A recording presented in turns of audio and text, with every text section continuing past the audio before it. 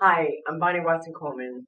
I am the congressional representative from the 12th District in New Jersey, and I'm here with Sara Peña today. She is the director of the Center for Hispanic Policy Research and Development, and that's located in the Department of State.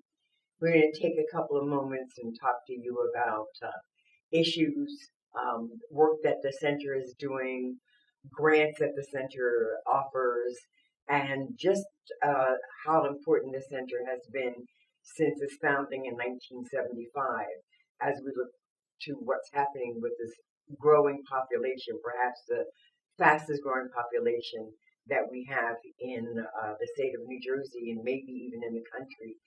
And one of the things I think I want to leave you with is that we're dealing with a diversity of communities and that we're dealing with a new term, Latinx, which speaks to that diversity on many levels. And at some point in our conversation, Sara and I are going to discuss that.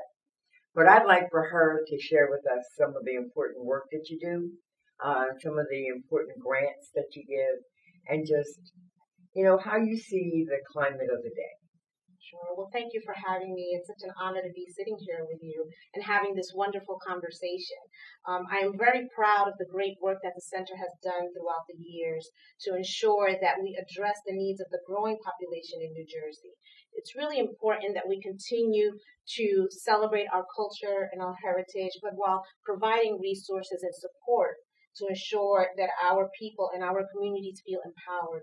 So the center does this, and it does this in a variety of ways. One of the ways that we're very proud of is providing grant funding to organizations that are key leaders in our communities that are addressing those needs of social services and educating them.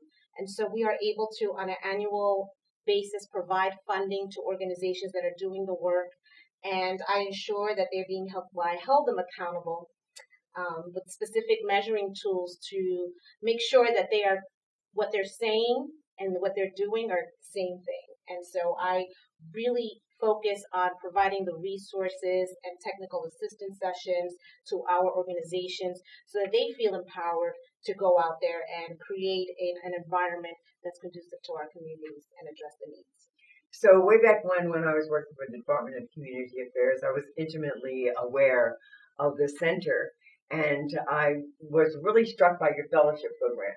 And so it's been so many years since I had been at the Department of Community Affairs that I actually encountered your fellows that were fellows then that are doing just great things now. So I wonder if you want to talk a little bit about that program and how one gets to be considered for it and where you place them and the success that you have with them, because I think that's a fantastic resource. Yes, I am so proud of all of our alumni. We just launched an alumni association last month, and that will bring together all of these great alumni. This program started in 1988, and it started as a pilot program.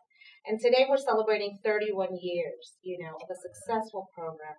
And I have to say, because of partners like yourself and other great key legislators who have really fought for us out there in the state and with policies and ensuring that our youth get the exposure that they need to succeed in the environment and the climate that they're living in, whether back in the 80s, 90s, or today. And so our program is an 8-week summer program, and it's for high-achieving Hispanic students throughout the state that are able to come in this program, and really we combine a hands-on experience with the instructional classroom, feel. And so they go to their site with our great partners throughout the state that we have for 4 days, and then one day they get a leadership workshop session. And how do they qualify? And so they have to be an American citizen or resident in the United States.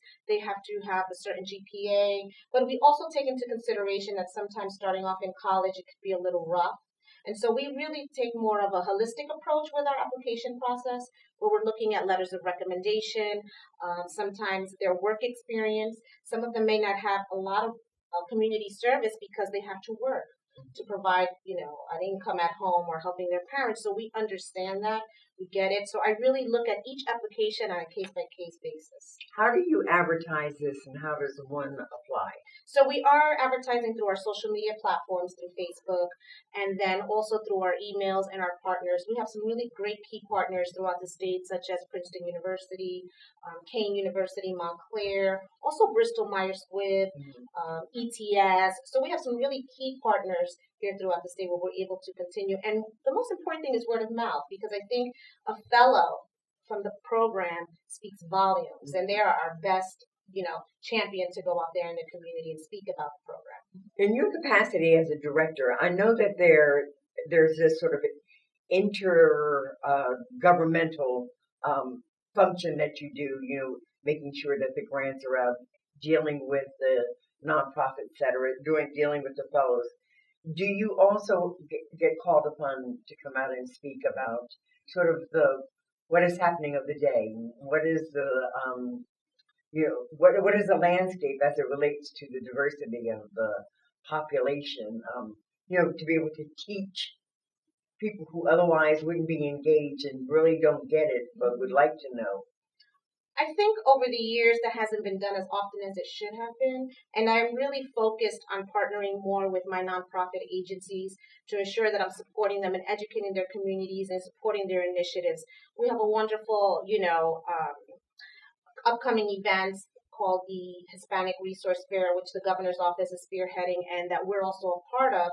And so they're going to be providing services, exposing, talking about the other agencies and all these services that are available to our Latino communities. So I think that's a start. So I do have moments where the governor will call upon me to speak on a certain issue to a community, and I am blessed and grateful that I'm able to do that. I do make it one of my primary focuses. Do you have any responsibility to go before the legislature and advocate for whether or not it's, licenses for driving licenses for undocumented individuals, or for our DACA family members, because they're about as American as any of us can be. Do you get a chance to do that kind of advocating for legislation and policies? So in my current role, I do not get a chance to do that, but I am able to encourage the agencies to go out and do that. Our agencies just recently organized themselves and really stood in front of the state legislators to request additional funding so that they can provide better services and programs to our communities. And they were successful in that.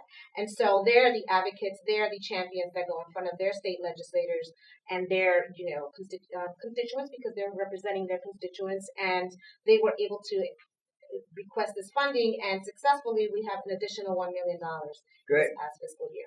So I know that the diverse population of the Latinx communities, I guess that may even be redundant because the X does refer to the diversity, is something that is real, and it is good, and it helps us become the beautiful tapestry that we are in the state of New Jersey. The census is coming up. And it frightens me that people are going to be reluctant. Your communities, my communities, that the very people who depend upon and need the sort of services and resources that are allocated, predicated upon how many people are in need in any given location, that they're not going to be willing to answer the census. Do you have any idea how we can identify more, trusted questioners? Do you know what's happening in the communities that that's preparing them to be able to communicate and get more people to answer? I am so glad you brought that up, because that is a key component right now, and we know how important it is and how important it is to be counted. The Secretary of State has a commission that is currently working on that. And they're also providing grant opportunities for organizations to go out and educate about the importance of the census and the funding and everything that comes along with it. We have tried to be very, very, engaging. We've gone throughout the entire state. The Secretary of State has done a phenomenal job in creating this commission and ensuring that throughout the state, our communities are educated on the important. It's being done in English and in Spanish. And so we are getting the great responses from the community leaders. And so we continue to educate and advocate because I think education is the key to ensuring that everyone gets counted and how important it is. Yeah. You know, Sarah, the other part, just to educate them, is also to let them know that we will fight like hell to protect them. Yes. Because the information that you gather from the census is confidential information and should not be allowed to be used by any other agency. And so we have a lot of convincing to do, but this is so vitally important because it makes a determination as to not only the application of resources, but you know how many Congress members you have, what are the things you might qualify for, and it gives us the opportunity to fight for the justice and the equality of opportunity and resources that we've not necessarily had historically because we've got these numbers to back it up. Absolutely, absolutely. So we really stress that. And we also stress the confidentiality portion of it and ensure that they feel safe. We know it's a process that's going to take a while, but we are very committed to ensuring we go out throughout the entire state to educate our communities. So am I to understand there's something like 1.3 million Latinos in New Jersey alone? Yes, almost 20%. Almost 20%. That is huge. We really have an obligation to ensure that those who have been sort of under-involved, underrepresented, and not given the kind of opportunities that are consistent with their ready, willing, and able to do. And so I applaud you and all of the organizations that I know that you're connected with, because I do know that you have another life where you're very engaged in your community. And I thank you for sharing this with us today. Is there anything else you kind of want to leave with us?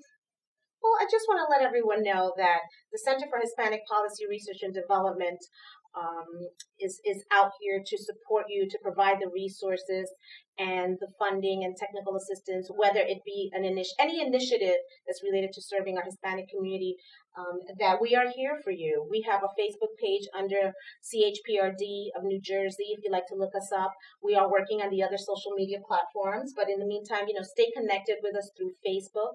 And we'd really love to share information. I really make it a key point to communicate better with my organizations out there and my partners, because they're the ones that are doing the work and they're the ones that have their hands, the pulse on the community. And I really I make it a point to visit every organization that I can, from Atlantic County all the way to Bergen and Sussex. So to really stay connected with my community and understand their needs throughout the entire state.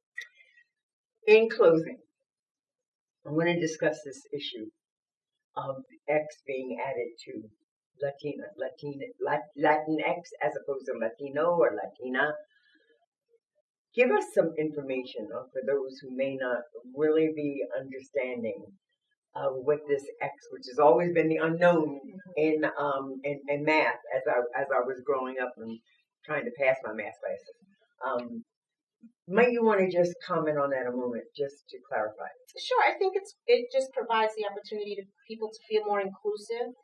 It's not specific gender. It doesn't speak on Latinos or Hispanics, and there's always been that kind of not conflict, but just people feeling, because I don't speak Spanish, I may not be perceived as Spanish, but you are. We all share this rich culture and diversity, right, within the Latino community, whether you want to be known as Hispanic or Latino. So I think it's more of an inclusive term. Not everyone uses it, but it makes us feel like, hey, we're all in this together. So is it not offensive in talking to or about to use the term Latino or Latina? Is it not offensive? It's not offensive. It's not offensive. I think that, we're evolving as we open up all of our communities to be able to be recognized and to be respected. We want to make sure that when we are communicating with or talking about, that we're using the proper terminology. Absolutely. So we take every moment to educate. Yeah. Thanks, Sara. Thank you. It's so good to have you. It's good to see you. Congratulations. And, we look forward to working together with you. Thank you. Thank you. This is Hispanic Heritage Month, and we welcome this opportunity to say Happy Hispanic Heritage Month, and thank you for the rich contributions that have been made by our Latinx community.